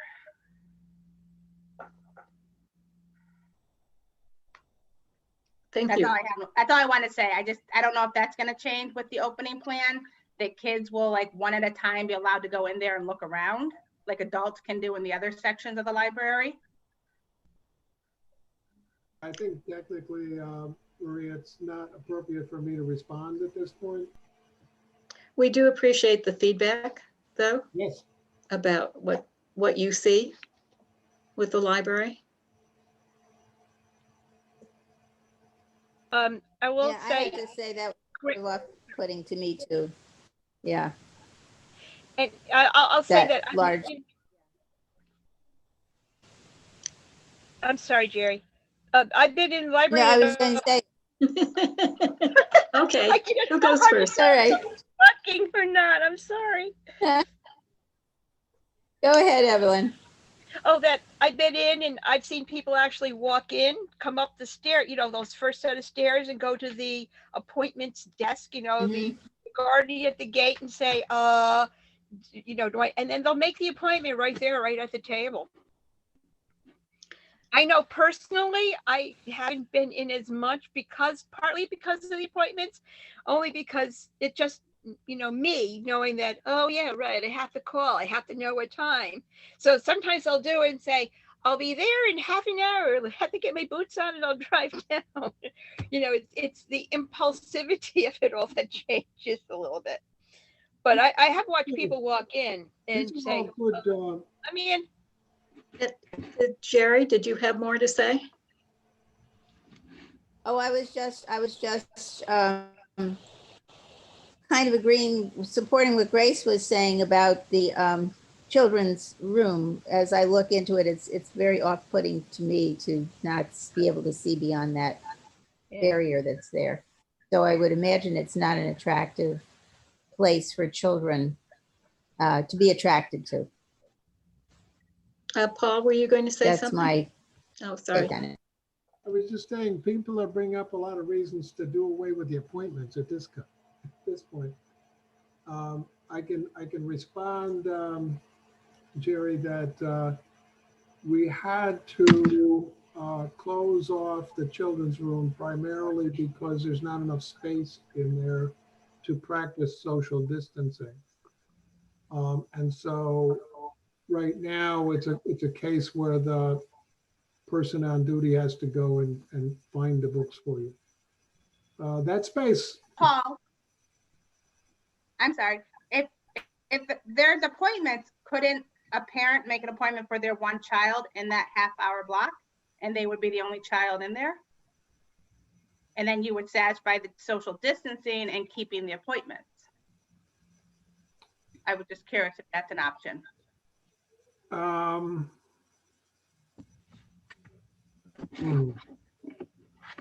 That if only one child is in the room, then it's a big room. Oh, if they could do that, I mean, it's just the idea that, we closed it off completely so that we, because yes, if you have one child, but what about the person who comes in with 3 children and that sort of thing goes on? And then already. Well, but if it's 3 children, aren't they one appointment and one family? I'm just curious. It's supposed to be responding to all this. I'm sorry. Maybe it's something that you can discuss with the staff. Maybe Right. somebody will have a better, Another time. some way to address it. It's always good to get feedback. So where do we stand? Do we have a conclusion? Are we concerned about the library removing the restrictions and then having to reinstitute them at this point? Is there a motion? I don't think there is. I don't think so either. No motion, but from what I'm hearing, I don't think anyone has an objection for on the 16th taking back that half step. We're going forward that half step, but we're looking at coming up with a range numerically of for future incidents that the director would then have the opportunity to decide whether or not to go another half step back or even a full step back if necessary. Is that what I'm hearing? So, we have a policy in place that's based on some numbers, but still has some flexibility. Well, I have some concern that with Super Bowl Sunday, that people were having parties and it could well grow. And currently our policy says that if it goes over 3%, that we have to reinstitute those restrictions. And do we want to look at coming up with a range tonight that changes the 3%? Is there a motion to do that? Someone want to make a motion to propose? I move to come up with a range tonight. Do you have a range to recommend? It seems like we were talking about between 3 and 5%. Was that what you were saying, Kirsten? I threw that out as an option, I mean, looking at the metrics for different clusters, a yellow zone is 3%, an orange zone is 4%. So that seems reasonable according to state standards.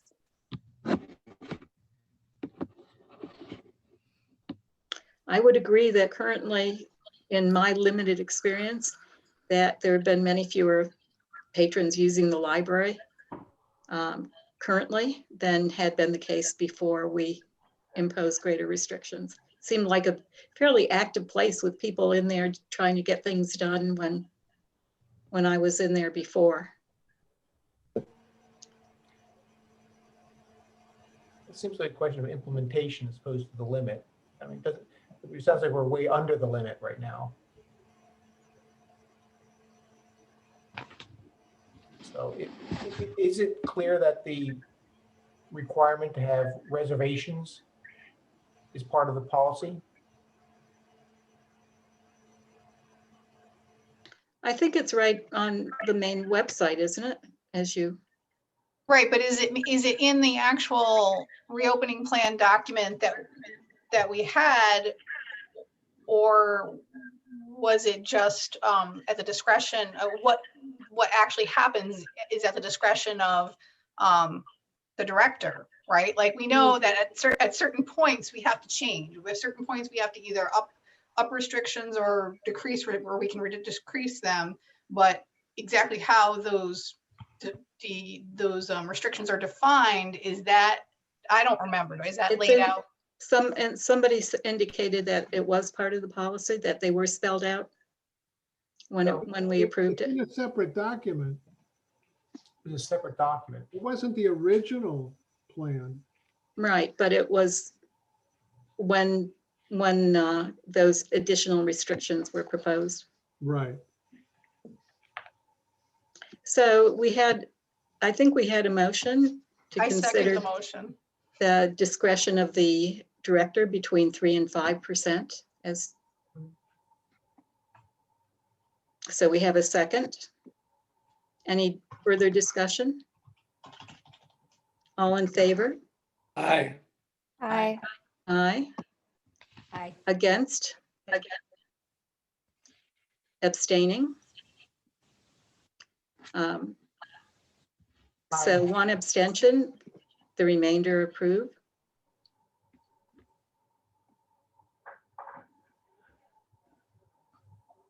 Okay. Next item is the director's report. We covered a lot of it, I think, already. Just wanted to say I'm working on the annual report for the state. It looks like a lot of our statistics come out about half of what they normally would be.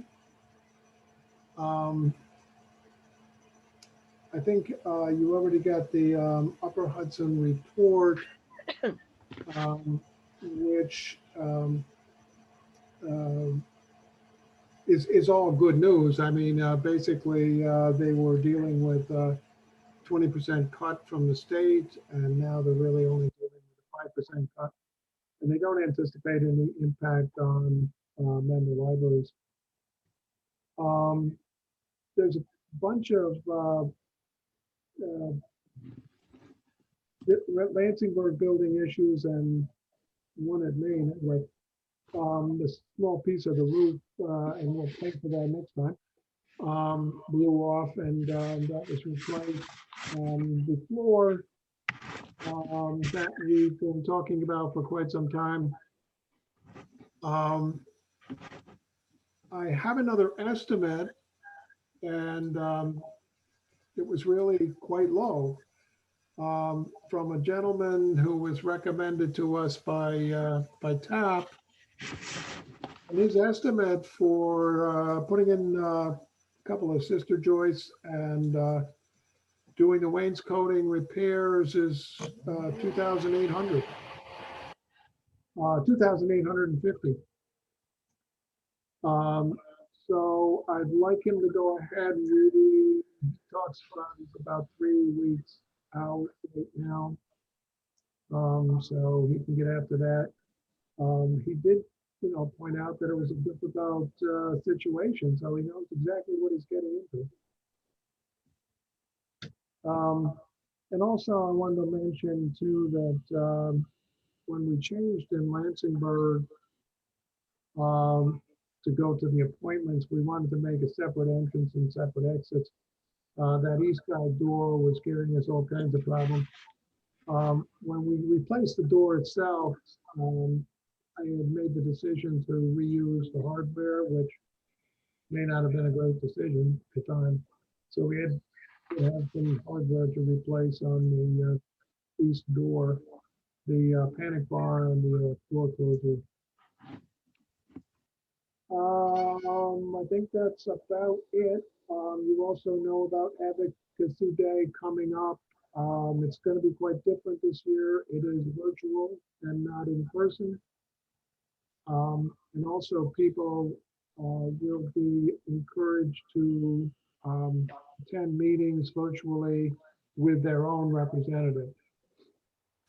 So that's going to be different, and we're waiting for a schedule right now for the Advocacy Day, which is on the 26th. That's certainly good news, Paul, about the Lansingburg wainscoting and such. Yeah. Did you mention there was an issue with the main building as well? Oh, right. I don't know whether I covered that, but we had some water leakage into the loggia area and the closet that's right next to the loggia. And so I called Skyway in, and what they found was this huge ice dam on the roof. And that's unusual. We don't usually get it. It's got to be a combination of how much water we've got as opposed to what the temperatures are, and it just formed this huge ice dam on the roof. The roof is, partly flat. It's not completely peaked, so it doesn't shed water. So it took them, most of the day to get rid of that ice dam. We don't have the leaks as a result, but we did have some damage to that closet, some plaster damage. We don't actually use that project anyway at the moment, but we did have some plaster damage to that. Anybody have any questions on the director's report? Just a reminder that this year especially, again, advocacy is important. There's always that chance that well, the governors, and again, so some of this is in the Upper Hudson report, that while it won't go down from what the governor suggests, it could go back up. Or is Upper Hudson hoping maybe even be, like increased and put back over last year's budgetary number? So advocate. And as soon as the Upper Hudson list goes out, it'll be shared with everybody.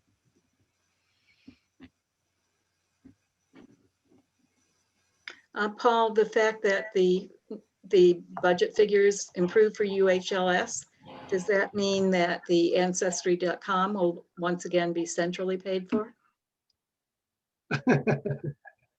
That's a continued saga. They do now have, they estimate that they will have enough money to do that. Many of us, however, have already paid for Ancestry for the year on our own. So unless they can work out a deal with Ancestry, which we anticipate, we don't want them to spend the money on it now because we've already spent our money. Mm-hmm. But I don't know, Tim is confident that they can work out a deal with Ancestry, and we haven't actually got the money from the state for Central Library Aid yet, so still a bit up in the air. Yep. This will probably be part of the discussion tomorrow at Upper Hudson, because the Central Library and member library support monies are both going to be discussed.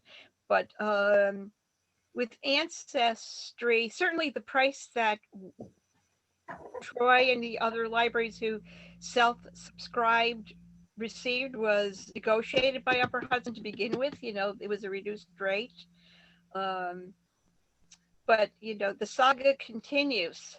Yeah. By the way, in the automation report, we were not listed of the 4 libraries. I'm going to bring that up tomorrow. We were not listed of the 4 libraries mentioned as self-subscribers. So there's really 5, and I don't know who else wasn't listed, if there are still more libraries. Well, also Central Library Committee has to meet. Yeah. Well, we're still talking about it tomorrow. Okay. That's also, I think, in the report somewhere, in the Upper Hudson report. So we'll see what happens. I didn't mention Ancestry because it's still like a big question mark and what's happening.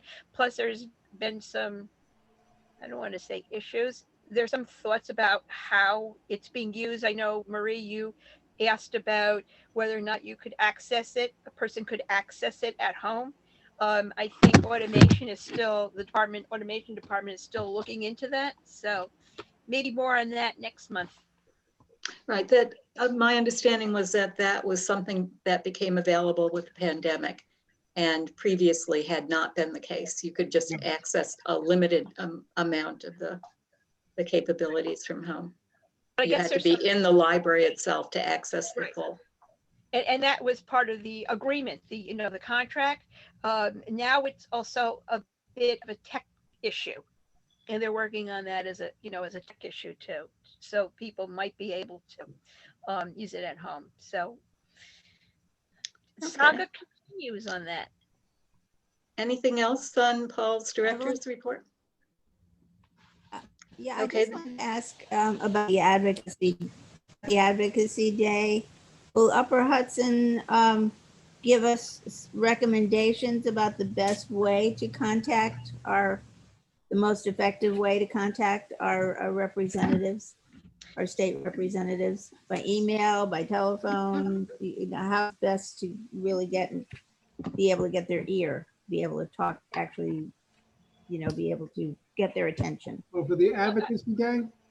Will they, does Upper Hudson need plans on, or advice on that? Recommendations on how to contact your representative on NYLA's website. I can send you the link if you want. I think I sent out something from NYLA previously about how to contact. Oh, good. Brianna's nodding. So sometimes I don't know if Spectrum eats my homework or not. Uh, some people never get anything, some people always do, and I don't always get everything either in return. But I did send out something about that connection of contacting legislative bodies, individuals.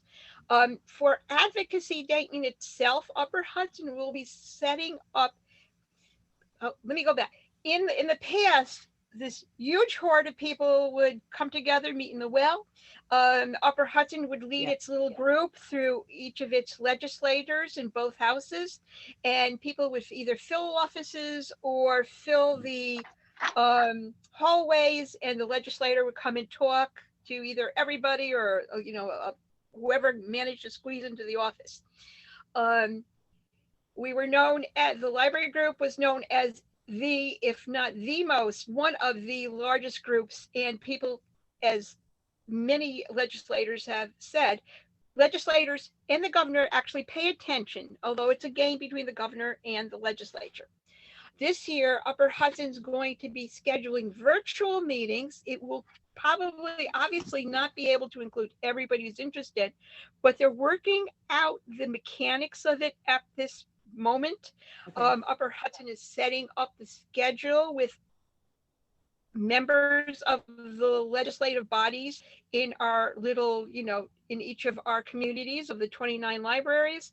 And once that's set, those library, again, it's part of this is in the my Upper Hudson report. Part of each of those meetings can be attended by community members in that legislator's area. So there's a way of, they're going to be connecting us that day, if not every person who would like to attend virtually, but as many as possible. Again, I don't know if they're exactly sure how, but they will be sending out more of those. Please send letters to, all your legislators. And I had a brief chat with John McDonald at one point about this, and we were talking about Advocacy Day, and he said, yeah, like that's, he knew it wasn't going to be able to happen in having that many people. So he was saying that he was expecting a great many emails and contacts from his constituents. And just a reminder that the library has 4 state legislative representatives, because the Lansingburg is in a different district than is the main library.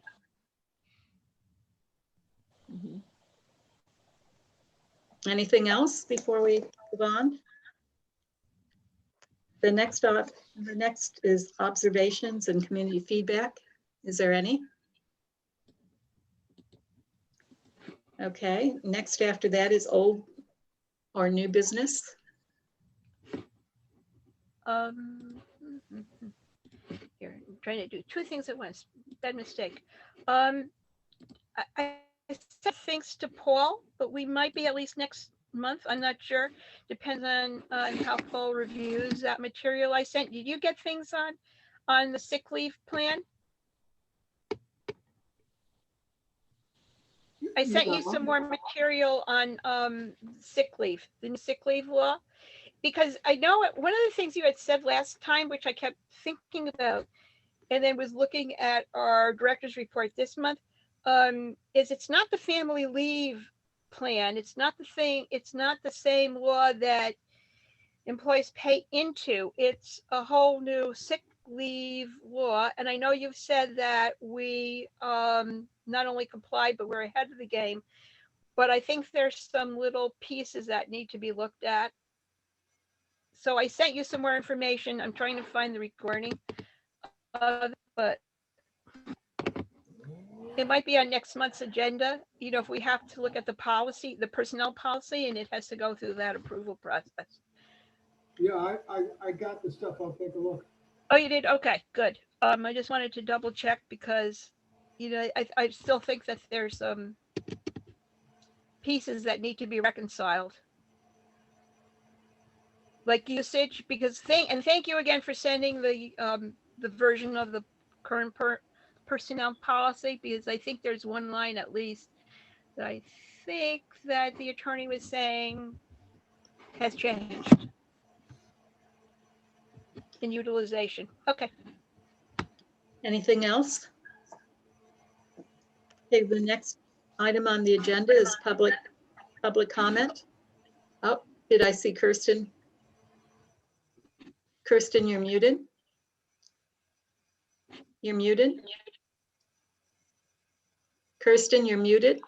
Thank you. Sorry if I was silently raising my hand there. I apologize. I just wanted to let people know we have gotten two draft contracts from the Historic Structures Report architects. So it's a draft. We're taking an initial look at it. I'll do a first gander at it and then recommend, I've spoken with Paul, recommend that this be reviewed by council, make sure that council is comfortable with it as well. So I hope to have that my initial review finished by the end of the weekend, and have that to Paul, if not sooner. So just an Thank you. update. Thank you. Okay, public comment. Grace, do you have anything further for us? No, I just wanted to apologize if what I said earlier bothered Paul. I'm sorry, I was balancing two kids at the same time. So I'm sorry if it came off short and abrupt. So I apologize. I just try to encourage my girls to love books as much as obviously all you people do. So No, well, you know, I welcome the comment, and I can talk further with you sometime when you're in. that's always best. My 4-year-old that's a little too much. Well, and thank you for attending and staying with us for the whole meeting and providing the feedback. Okay, I guess we're at the end of the meeting. So the next meeting is March 9th. Until then, everybody stay safe. Thank you Thank for all your you. hard work. Yeah. Thank you. Good night. Night.